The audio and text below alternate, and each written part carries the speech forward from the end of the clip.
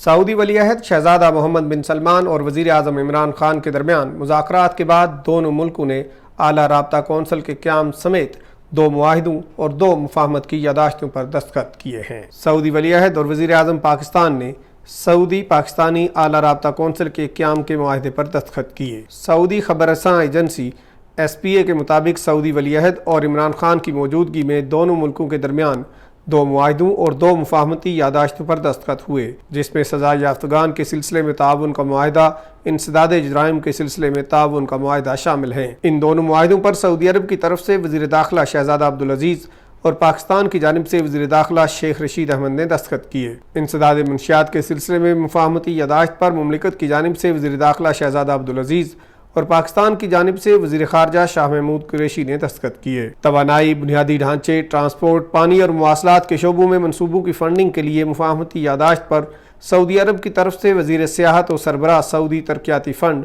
احمد الخطیب اور پاکستان کی جانب سے وزیر خارجہ شاہ محمود قریشی نے دستخط کیے۔ وزیر اعظم عمران خان جمعہ کو سعودی عرب پہنچے تھے۔ سعودی عرب میں ان کی سرگرمیوں اور ملاقاتوں کے بارے میں جاننے کے لیے وزٹ کیجیے اردو نیوز کی ویب سائٹ www.urdunews.com۔